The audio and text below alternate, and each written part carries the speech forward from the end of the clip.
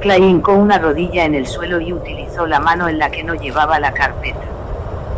Tenía aún más miedo de perderla después de ver al joven con la caja de Panasonic, para asir la muñeca del duendecillo rubio. De inmediato le encontró. El pulso era lento, pero fuerte y regular. Clay experimentó un profundo alivio. No importaba lo que había hecho, pues no era más que una chiquilla y no le hacía gracia la posibilidad de haberla matado con el pisapapeles que acababa de comprarle a su mujer. Cuidado, cuidado. Casi canturreó el hombrecillo del bigote. Clay no tuvo tiempo de andarse con cuidado, aunque por suerte el peligro no estaba cerca de él. El vehículo, uno de esos enormes todoterreno con acciones en todos los países de la OPEP, se desvió de la calzada y se metió en el parque a más de 20 metros de distancia, llevándose por delante un tramo de verja de hierro forjado y zambullendo el morro en el estanque de los patos. La puerta se abrió, y por ella salió un joven dando tumbos y profiriendo sonidos inarticulados al cielo. Cayó de rodillas en el agua y bebió de ella con las manos. A Clay le surcaron la mente todos los patos que se habrían cagado en él estanque a lo largo de los años, antes de incorporarse con dificultad y vadear el estanque hasta el otro lado. Se perdió de vista en una arboleda, aún agitando los brazos y lanzando su arenga ininteligible. Tenemos que buscar ayuda para la chica, dijo Clay al hombre del bigote. Está inconsciente, pero ni mucho menos muerta. Lo que tenemos que hacer es salir de la calle antes de que nos atropellen, replicó el hombrecillo. Y como si quisiera darle la razón, en aquel instante un taxi chocó contra una larguísima limusina a escasa distancia del Dugout. La limusina iba en dirección contraria, pero fue el taxi el que se llevó la peor parte. Desde donde se encontraba, aún arrodillado en la acera, Clay vio al taxista salir despedido a través del parabrisas ahora sin vidrio y aterrizar en la calle con un brazo ensangrentado en alto, gritando. El hombre del bigote estaba en lo cierto, por supuesto. La poca racionalidad que Clay era capaz de reunir en aquellos instantes, algún que otro fragmento que lograba abrirse paso entre la ciénaga del shock que le nublaba el pensamiento. Sugería que la mejor opción, con diferencia, consistía en alejarse de Boylston Street y ponerse a cubierto. Si en verdad se trataba de un atentado terrorista, se parecía en nada a lo que había visto ni leído en su vida. Lo que debían hacer era buscar refugio y permanecer ocultos hasta que la situación quedara esclarecida. Con toda probabilidad, ello significaría encontrar un televisor. No obstante, no quería dejar a la chica inconsciente en una calle que de repente se había transformado en una casa de locos. Cada fibra de su corazón, ante todo bondadoso y desde luego civilizado, se rebelaba contra aquella idea. Váyase, instó al hombrecillo del bigote, aunque muy a regañadientes. No conocía de nada a aquel tipo, pero al menos no emitía sonidos inarticulados ni agitaba los brazos como un poseso, ni amenazaba con matar a Clay de un mordisco en la yugular. Métase en algún lado. Yo no supo cómo terminar la frase. ¿Usted qué?, preguntó el hombrecillo del bigote. De repente encogió los hombros al producirse otra explosión, en esta ocasión procedente de la parte posterior del hotel. En aquel lugar empezó a elevarse una columna de humo negro, manchando el cielo azul antes de que el viento tuviera ocasión de barrerla. Llamaré a la policía, concluyó Clay, repentinamente inspirado. La mujer llevaba móvil.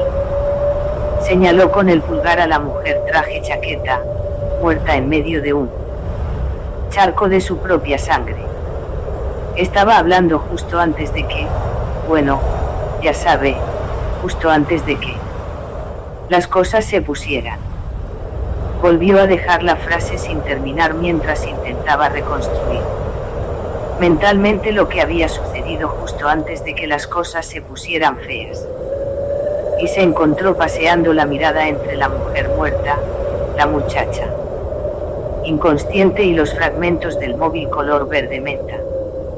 Empezaron a ulular sirenas de dos timbres claramente distintos.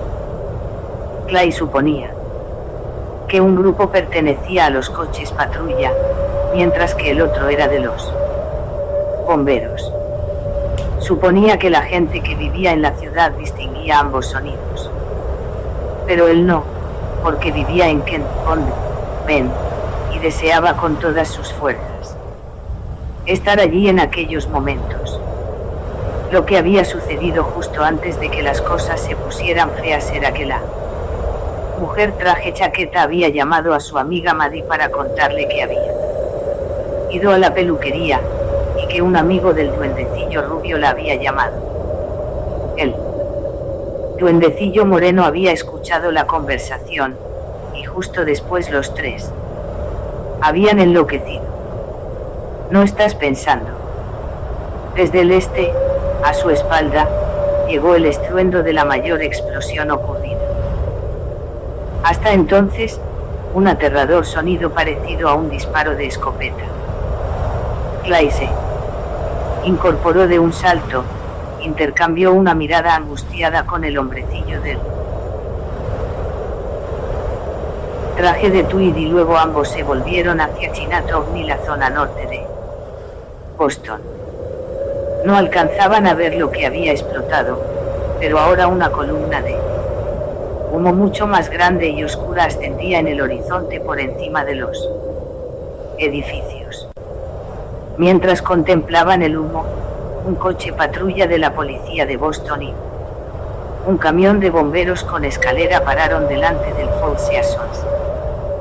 Clay se volvió hacia el hotel justo cuando un segundo suicida se precipitaba al vacío desde la última planta del hotel, seguido por otros dos que saltaron desde la azotea. Clay tuvo la impresión de que los dos procedentes de la azotea forcejeaban durante la caída. Jesús, María y José, gritó una mujer con voz quebrada. No, más no, más no. El primer suicida se estrelló sobre el maletero del coche patrulla, salpicándolo de cabello y sustancias diversas, y haciendo añicos el parabrisas posterior. Los otros dos aterrizaron sobre la parte trasera del camión de bomberos mientras estos, ataviados con anoraks color amarillo brillante, se apartaban como pájaros imaginarios. No. Chilló la mujer. Más no. Más no. Por el amor de Dios, más. No. Pero ahí llegaba una mujer procedente del quinto o sexto piso, dando tumbos. Como una acróbata enloquecida antes de estrellarse contra un policía cuya vida cegó junto con la suya. Del norte llegó otra de aquellas explosiones ensordecedoras, el sonido del diablo disparando una pistola en el infierno, y de nuevo Clay miró al hombrecillo del bigote, que a su vez lo miraba con expresión angustiada. Cada vez más. Columnas de humo llenaban el cielo, y pese a la fuerte brisa, su color azul apenas sí se veía. Están usando aviones otra vez, masculló el hombrecillo.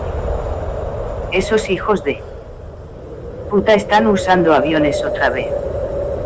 Una tercera explosión monstruosa procedente del distrito norte de la ciudad puntuó su afirmación. Pero, en esa dirección está Logan. A Clay le resultaba otra vez difícil hablar y aún más pensar. La única idea que parecía poblar su mente era la primera parte de un chiste, ¿sabes? Aquel de los terroristas, insertar grupo étnico predilecto, que deciden humillar a los americanos volando el aeropuerto. Y espetó el hombrecillo casi con truculencia. ¿Por qué no el edificio Hancock? ¿O el Prud? El hombrecillo se encogió de hombros. No lo sé. Lo único que sé es que quiero largarme de esta calle.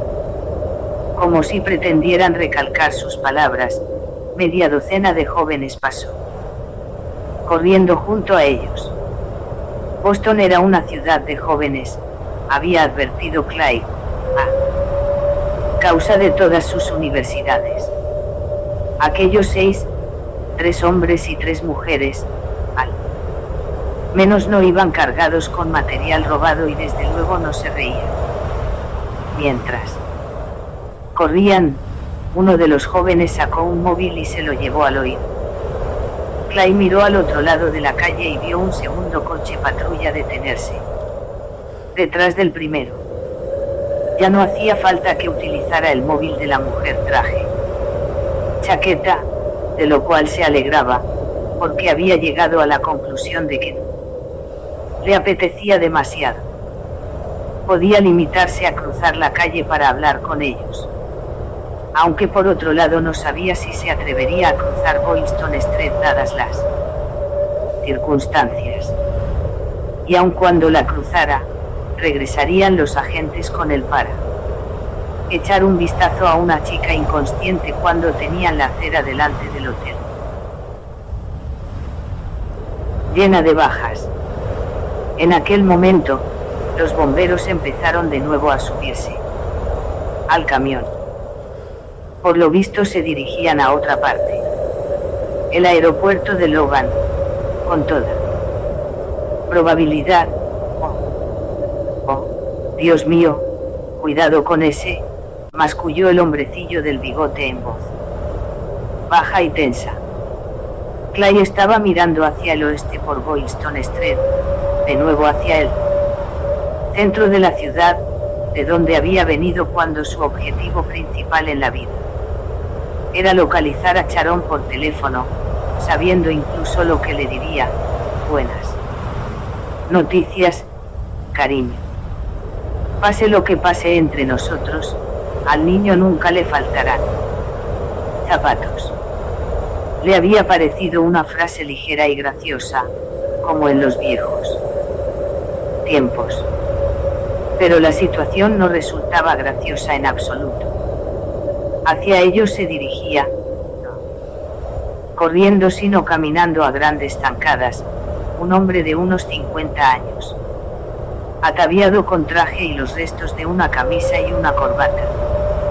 Los pantalones eran grises, pero resultaba imposible adivinar el color original de la camisa y la corbata, ya que ambas estaban hechas jirones y manchadas de sangre.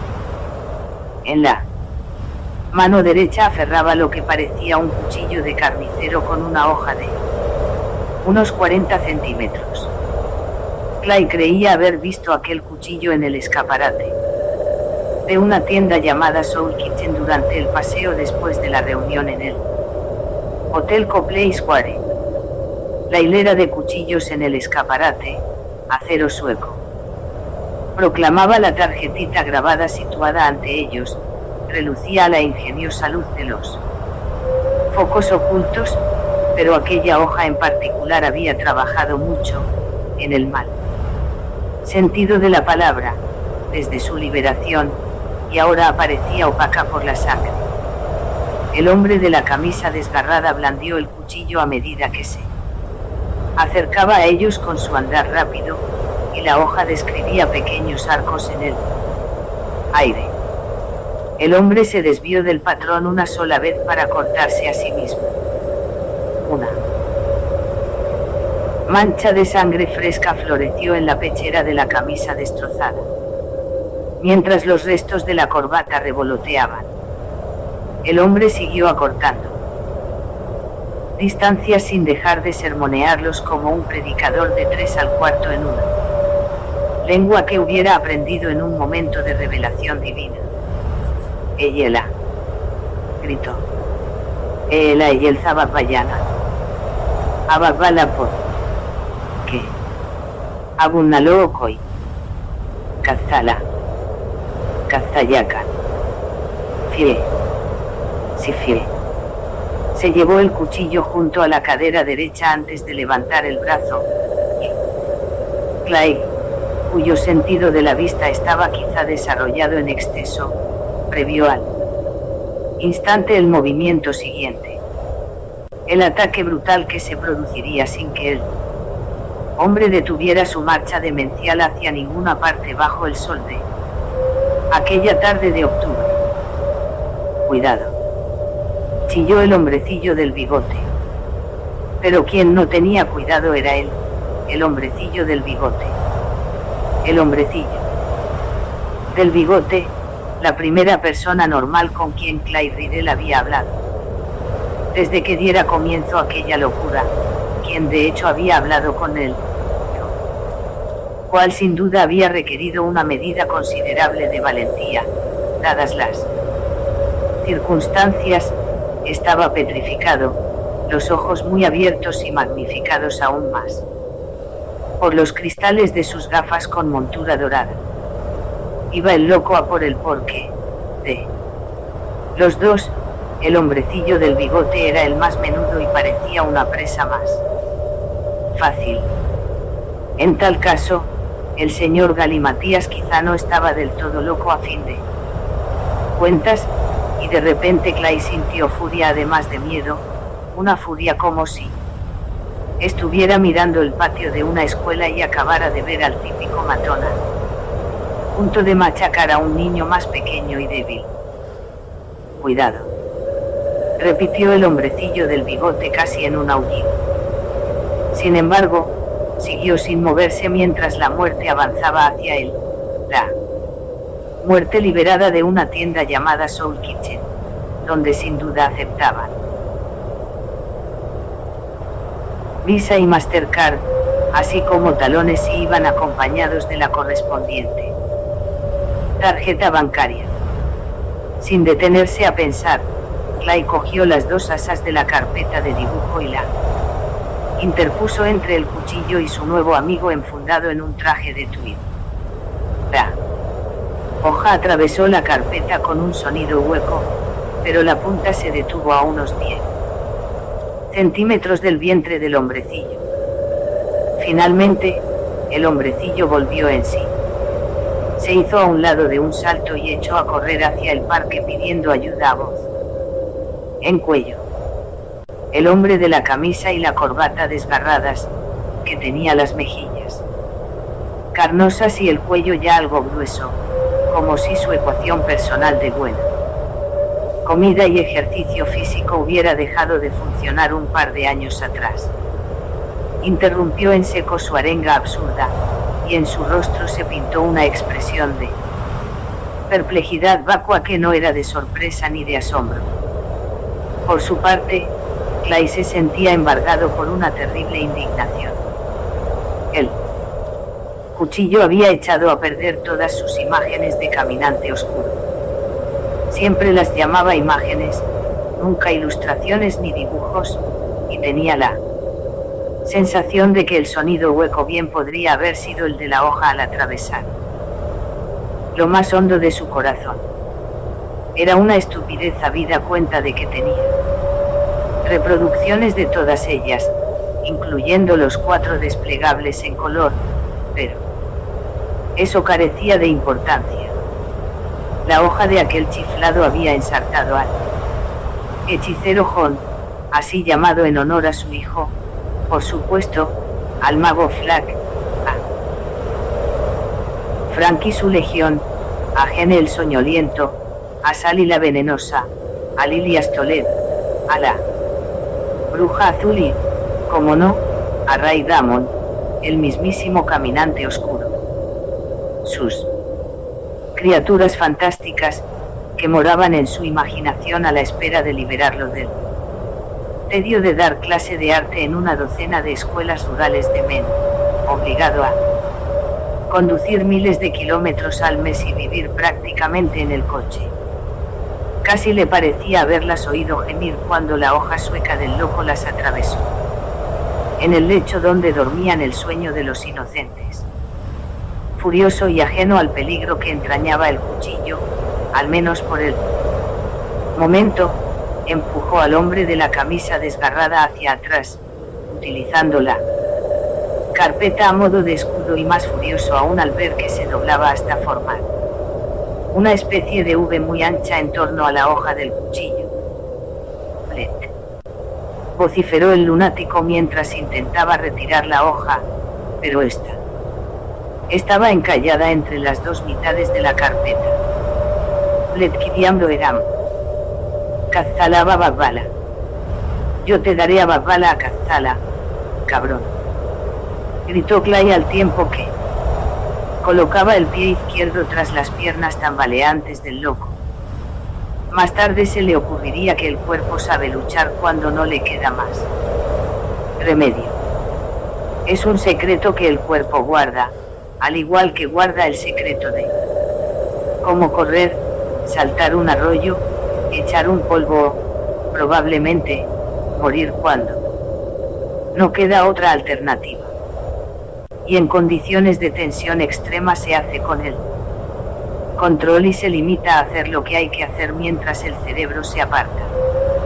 Incapaz de hacer otra cosa que no sea silbar y marcar el ritmo con el zapato. Mirando al cielo, o escuchar el sonido de la hoja de un cuchillo al atravesarla. Carpeta de dibujo que tu mujer te regaló cuando cumpliste los 28, para él. Caso. El loco tropezó con el pie de Clay justo cuando el sabio cuerpo de este quería que tropezara y cayó de espaldas en la acera. Clay se cernió sobre él casi sin aliento, la carpeta aún aferrada en ambas manos como si se tratara de un escudo. Maltratado en la batalla. El cuchillo del carnicero seguía clavado en ella, con el mango sobresaliendo por un lado y la hoja por el otro. El chiflado trató de incorporarse. El nuevo amigo de Clay avanzó hacia él y le propinó un considerable puntapié en el cuello. El hombrecillo sollozaba con fuerza, y las lágrimas le rodaban por las mejillas, empañándole los cristales de las gafas. El loco se desplomó de nuevo con la lengua fuera, emitiendo sonidos ahogados en lo que a Clay le pareció la misma lengua ininteligible de antes. Ha intentado matarnos. Sollozó el hombrecillo. Ha intentado matarnos. Sí, asintió Clay. Recordaba haber dicho las mismas palabras y en el mismo tono a John. Cuando aún lo llamaban Johnny G. y un día se acercó a ellos por el jardín con las rodillas o los codos ensangrentados, gritando, «Tengo sangre». El hombre tendido en la acera, que tenía mucha sangre, intentaba incorporarse sobre los codos para levantarse. Esta vez fue Clay quien hizo los honores, propinándole un puntapié en los codos para hacerlo caer de nuevo. Aquel juego de patadas parecía una solución más que provisional y poco elegante, por añadidura. Clay asió el mango del cuchillo, hizo una mueca al sentir el contacto de la sangre ya gelatinosa, que le recordó a grasa fría de bacon, y tiró. El cuchillo cedió un poco y luego se detuvo, o bien la mano de Clay resbaló. Casi le pareció oír a sus personajes emitir murmullos insatisfechos desde las profundidades de la carpeta y también él lanzó un gemido sin poder contenerse. Tampoco pudo evitar preguntarse qué haría con el cuchillo si conseguía liberarlo. Matar al lunático a puñaladas. Creía que podría haberlo hecho en caliente, pero con toda probabilidad sería incapaz cuando llegara el momento. ¿Qué pasa?, inquirió el hombrecillo con un hilo de voz. Pese a su nerviosismo, Clay no pudo evitar sentirse conmovido ante la preocupación que denotaba su voz. ¿Le ha hecho daño? Por un momento lo ha tapado usted con el cuerpo y no he visto nada. ¿Le ha clavado el cuchillo? No, estoy bien, empezó Clay. Lo interrumpió otra gigantesca explosión procedente del norte, a buen seguro. Del aeropuerto de Logan, al otro lado del puerto de Boston. Ambos hombres se encogieron, acobardados. El lunático aprovechó la oportunidad para sentarse, y estaba a punto de ponerse en pie cuando el hombrecillo del traje de tweed le propinó una torpe pero efectiva patada lateral en la corbata hecha jirones. De nuevo en el suelo, el lunático lanzó un rugido e intentó aferrar el tobillo del hombrecillo. Sin duda lo habría derribado y quizá inmovilizado de no ser porque Clay asió a su nuevo amigo por el hombro para apartarlo. «Tiene mi zapato», chilló el hombrecillo. A su espalda chocaron otros dos coches. Más gritos y más alarmas. Alarmas de coches, alarmas de incendios, alarmas antirrobo. Las sirenas ululaban en la distancia. El muy hijo de puta tiene mí.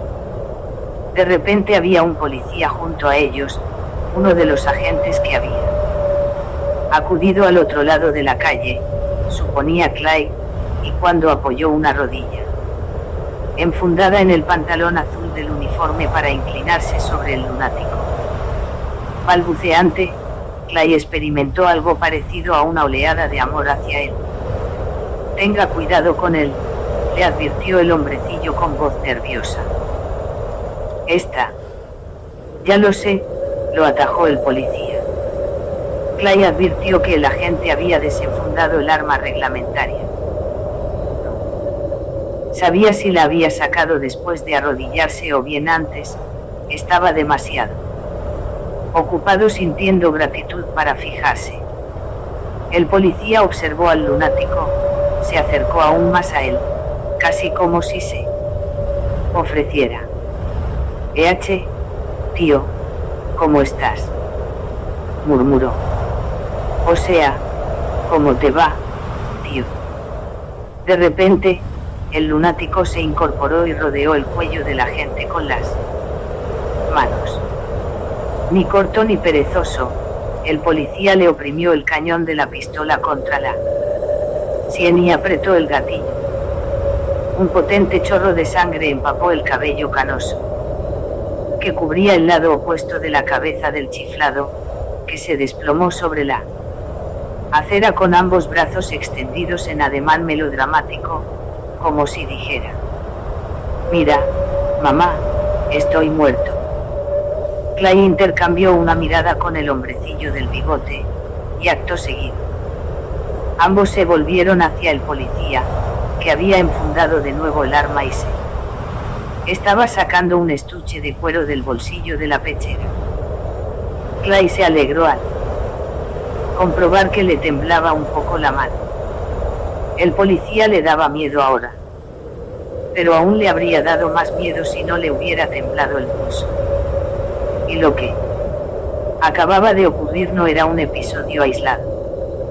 El disparo parecía haber desbloqueado el oído de Clay, como si se acabara de despejar un circuito o algo por el estilo, y ahora oía otros disparos, chasquidos ocasionales que puntuaban la creciente cacofonía de aquel día enloquecido.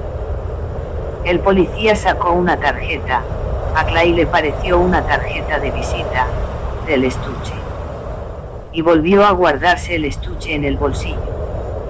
Sostuvo la tarjeta entre los dos primeros dedos de la mano izquierda mientras se llevaba la derecha de nuevo a la culata del arma. Cerca de sus zapatos muy brillantes empezaba a formarse un charco con la sangre procedente de la cabeza destrozada del chiflado. A poca distancia, la mujer traje chaqueta yacía en medio de otro charco de sangre. ahora medio solidificada y cada vez más oscuro. ¿Cómo se llama, señor?, preguntó el policía a Clyde. Clayton Riddle.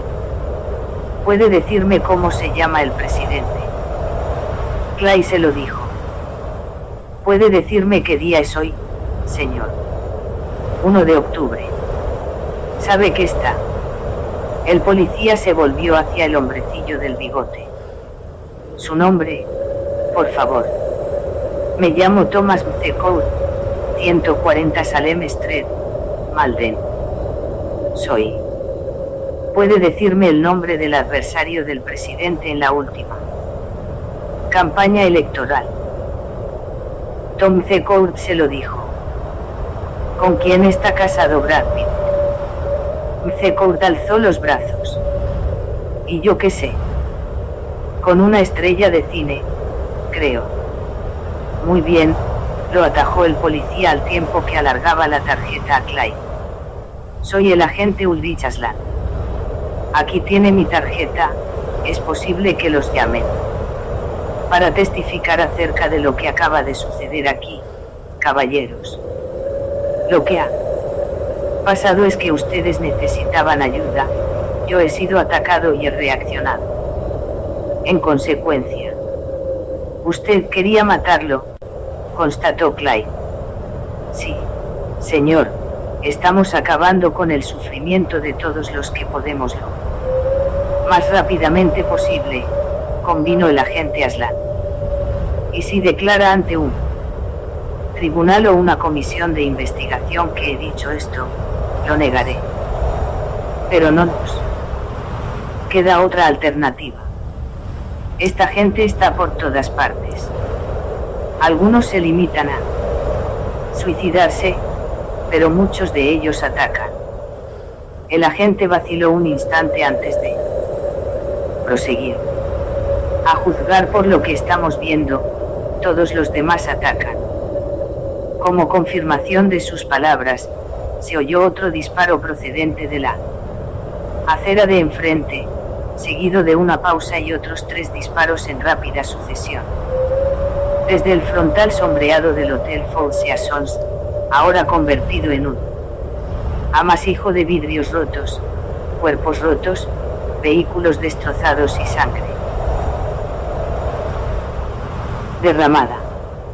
Esto es como la puta noche de los muertos vivientes, continuó el policía, mientras echaba a andar hacia Boylston Street con la mano aún apoyada en la culata de su arma, con la diferencia de que estos tipos no están muertos, a menos que les echemos una mano, claro. Rick. Lo llamó un agente desde el otro lado de la calle. Rick. Tenemos que ir a Logan. Todas las unidades. Ven ahora mismo. El agente Aslan comprobó el tráfico de Boylston Street, pero en aquel momento no pasaba nadie. Salvo por los accidentes, la calle aparecía desierta. Sin embargo, en las inmediaciones se oían más explosiones y colisiones de vehículos. El olor a humo se intensificaba por momentos. El policía empezó a cruzar la calle, pero a medio camino se volvió hacia ellos. Metéinse en alguna parte, recomendó. Busquen refugio. Hasta ahora han tenido suerte, pero eso puede cambiar. Agente Aslan, dijo Clyde. Ustedes no usan móviles, ¿verdad? Aslan lo observó desde el centro de Boylston Street, que a Clyde no le parecía en modo alguno un lugar seguro, sobre todo al recordar el desfile demencial del Dupont. No, señor, repuso el policía por fin, tenemos radios en los coches. Patrulla. Y aquí, añadió mientras palmeaba la radio que llevaba colgada del cinturón en el lado opuesto a la pistola. Clyde, fanático de los cómics desde que aprendiera a leer, pensó por un instante en el maravilloso cinturón de Batman. No los usen, advirtió Clyde. Dígaselo a los demás. No usen ningún móvil. ¿Por qué lo dice?